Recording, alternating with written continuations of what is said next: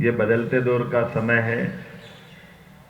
हम सब के लिए सौभाग्य की बात है, देश के अंदर वर्तमान का दौर तो स्वर्णिम काल की तरह चल रहा है।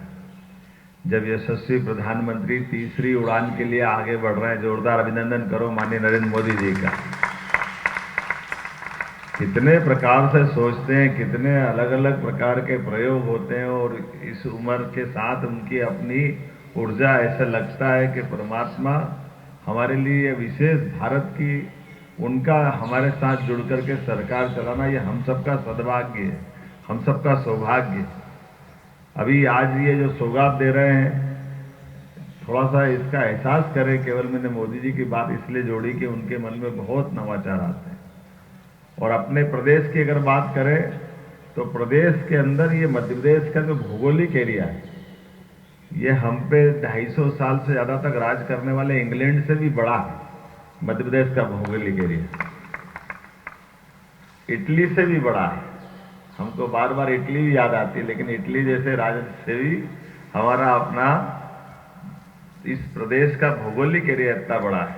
कई राष्ट्र जिनके नाम ले सकता हूं, लेकिन उनसे बड़े दोनों तरह से भौगोलिक आबादी भी है और जनसंख्या की दृष्टि से भी अच्छी खासी हमारी।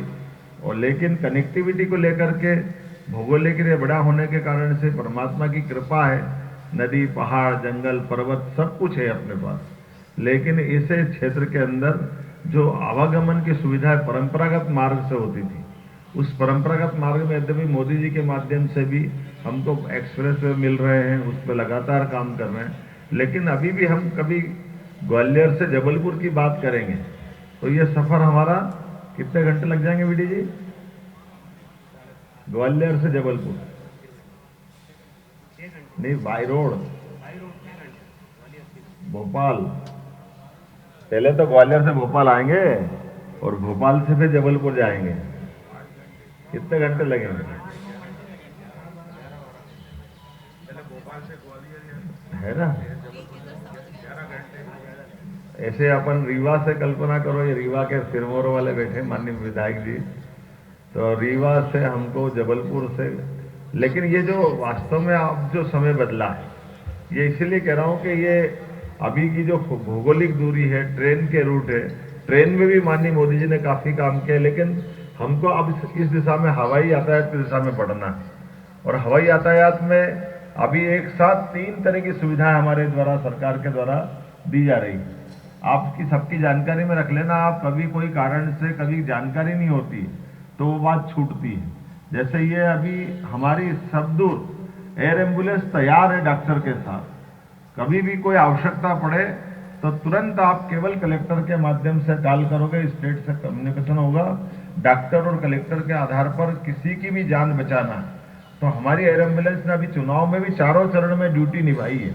हर जगह वो अपने तैयारी में रहे हैं, ये बड़ी बात है। लेकिन अभी हमारी जानकारी में नहीं, पूरे देश के अंदर एकमात्र राज्य ये मध्य प्रदेश था जिसने एयर एम्बुलेंस की ऐसी व्यवस्था बना के रखी। और अब ये समाज के लिए समर्पित, समाज इसका लाभ लेगा। दूसरी सुविधा जो आज अपन दे रहे हैं 13 तारीख के आज हमारे लगभग 6 माह पूरे हुए सरकार के माध्यम से। तो मैं ये 6 माह के आधार पर कह सकता हूं कि हमने अपने विकास के मामले में जो उड़ान का कल्पना की है, उसी की इस सिलसिले में जब मैं गया सिंगरौली, तो सिंगरौली के लोगों ने कहा हमको और कुछ नहीं चाहिए, रेल तो आएगी और अभी 1-1.5 साल लग जाएगा, रेल अच्छा हो जाएगी, बड़ी सौगात है। एक अंदर की उनकी टनल के आधार पर भी थोड़ा अच्छा मार्ग हो गया। लेकिन फिर भी इतना समय लगता है रेल से आएंगे तो 12-14 घंटे, और वैसे भी आएंगे जाएंगे तो हमको रोड से तो 16 घंटे तक लग जाते हैं। तो हमको ये एक बड़ी दिक्कत है भोपाल आने की। कैसे भी करके आप तो ये हवाई पट्टी हमारे उनका छोटा एयरपोर्ट जैसा भी आजकल विमानतल बन गया है, तो वो कह रही है बनाने से क्या फायदा है, इसमें कोई हमारी सुविधा तो जुड़ेगी। हमने कहा बिल्कुल जोड़ेंगे। और इसीलिए मैंने वादा किया था कि अगले ही महीने अर्थात इसी महीने में जैसे आचार संहिता हटेगी, हम तुरंत सिंगरौली की कनेक्टिविटी देंगे, रीवा की कनेक्टिविटी देंगे। रीवा में भी पहले वो था विमान, बहुत अच्छा उपयोग में आता था जब मैं टूरिज्म का चेयरमैन था। आज आपका भी विमानतल अच्छा बन गया।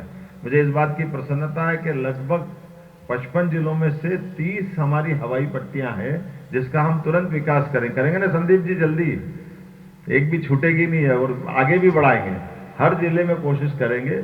और इसके माध्यम से आज ये जो सौगात दे रहे हैं, इसकी आगे चल करके अभी 16 तारीख से वापस एक और नई सौगात देने वाले हैं, जो हेलीकॉप्टर के माध्यम से भी धार्मिक पर्यटन को स्थल को बढ़ावा देने के लिए अभी गुंजाइश लग रहे हैं, और आगे जाकर के इनको बाकी पर्यटन केंद्र से भी जोड़ेंगे, जैसे हमारे रिजर्व फॉरेस्ट और बाकी जगह भी है। तो जहां तक हो सकता है वहां तक नियम के हिसाब से जो एविएशन मंजूरी देगा, वहां तक इस कनेक्टिविटी के बढ़ा करके बड़े पैमाने पर, और केवल ये सुविधा नहीं दे रहे, इसके अंदर का एक नया सेक्टर मिल रहा है जिसमें रोजगार की भी बड़ी संभावना है, और बाकी जिनको इसमें व्यापार व्यवसाय करना उसको भी गुंजाइश है। तो कोशिश करेंगे ओला जी आपके माध्यम से कि जो हमारे अभी जिन केंद्रों के आसपास ये आपके प्लेन है, और इसके पायलट ट्रेनिंग इंस्टीट्यूट, जैसे माननीय मोदी जी के माध्यम से भारत का पहला helicopter pilot training institute Khajuraho में खुला है, ये आपके माध्यम से ही खुला है। जोरदार तालियां बजाई इनके लिए, बजाइए ओला जी के लिए। एशिया का पहला है, ये और अच्छी बात है। अब ये अपने आप में सौगात है, लेकिन अभी इसमें डिग्री नहीं दे रहे हैं, अभी इनकी केवल ट्रेनिंग दे रहे हैं। तो मैं शिक्षा विभाग के माध्यम से कोशिश करूंगा कि जहां जहां हवाई पट्टियां है वहां हमारे पायलट ट्रेनिंग इंस्टीट्यूट बाकायदा डिग्री डिप्लोमा जारी करे विश्वविद्यालय के माध्यम से। तो ये जो उसकी एविएशन के माध्यम से जो डिग्री देंगे उसकी कीमत और बढ़ जाएगी। ये हमारा शिक्षा विभाग के माध्यम से, माननीय राजौरा जी नोट करना है इसको, तो ये आप कॉमन रूप से बात करिएगा कि जहां जहां की हवाई पट्टी अभी बाकी है वहां पर हमारे पायलट ट्रेनिंग इंस्टीट्यूट चालू हो, उनकी डिग्री संबंधित पास का विश्वविद्यालय देने लगे, डिप्लोमा देने लगे, तो रोजगार परक शिक्षा की जो बात आ रही है उसमें इसी का एक हिस्सा बनता है। और खास करके निवेश के क्षेत्र में भी हमारे लिए ओला जी हरियाणा से आए, बहुत अच्छी बात है। अगली बार 2-4 अपने मध्य प्रदेश में तैयार कर देना ताकि वो यहाँ इस क्षेत्र में भी आगे बढ़े, अपना निवेश क्षेत्र बढ़ाए, क्योंकि हमारे लिए ये भी जरूरी है कि ये पूरा क्षेत्र अपना देश का नहीं दुनिया के नक्शे में देखोगे तो बड़ी संभावना का क्षेत्र है, बड़े पैमाने पर इससे आगे बहुत बड़ी संभावना है। तो मैं उम्मीद कर रहा हूं कि जिस प्रकार से हमने कदम बढ़ाए, आज तो ये हवाई यातायात की सुविधा जो यहाँ से निकलने के बाद, यद्यपि हमने उद्घाटन तो इसको चुनाव के पहले कर दिया था, लेकिन विधिवत सेवा की शुरुआत आज से कर रहे हैं। और अभी ये 2-2 दिन के लिए इनने कुछ प्लान बनाया है, लेकिन ये मान के चलें कि मध्य प्रदेश के दिल से यात्रा प्रारंभ हो रही है। भोपाल देश का दिल मध्य प्रदेश और मध्य प्रदेश का दिल भोपाल, और भोपाल से हम अपने सारे नगरों को जोड़ने का जो प्रयास कर रहे हैं, वाकई ये, और कितना सुंदर नाम है, पीएम श्री पर्यटन वायु सेवा, माननीय मोदी जी के नाम पर समर्पित ये सेवा, जितना अच्छा इसका हो सकता है। अब इसके आधार पर मुझे पूरा भरोसा है उद्योग, व्यापार, हेल्थ, सभी सेक्टर में इसका लाभ मिलेगा। खास करके संस्कृति के हमारे ऐसे केंद्र, जैसे अपन कभी कल्पना करेंगे 2 दिन बाद जब हम 2 ज्योतिर्लिंग को जोड़ने की तरफ आगे बढ़ रहे हैं, ओंकारेश्वर और महाकालेश्वर, कम समय में इंदौर से या भोपाल से, जिसके पास समय की कमी आज के सबसे बड़ी संकट समय का ही है, तो ऐसे में कम समय में वो दर्शन करके निकल के जाए।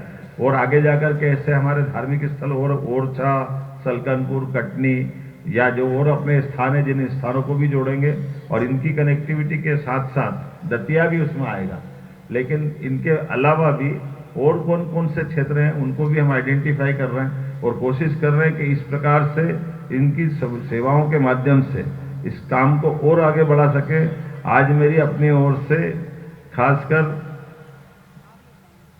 सिंगरौली और रीवा सर्वाधिक दूर है, वैसे जबलपुर से भी आने के लिए ये सौगात बड़ी है।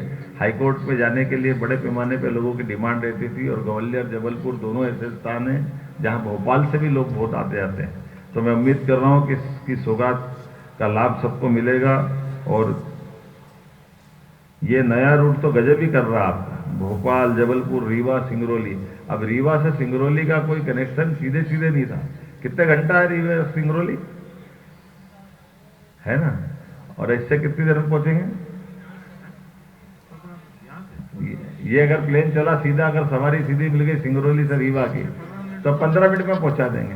तो कहाँ 4 घंटे, कहाँ 15 मिनट, तो ये तो जादू हो जाएगा एक तरह से। तो मैं उम्मीद कर रहा हूं कि आने वाले समय में हमारी सभी माइनिंग आधारित उद्योग बड़े पैमाने पे दोनों जगह है, पर्यटन के केंद्र भी है, इनका लाभ हमको मिलेगा। और इसके साथ साथ और जो हो सकता है, बाकी चीजों में भी आप आगे बढ़े, मध्य प्रदेश सरकार आपका साथ देगी। मेरी अपनी ओर से इस अच्छी सौगात की बधाई, बहुत बहुत धन्यवाद।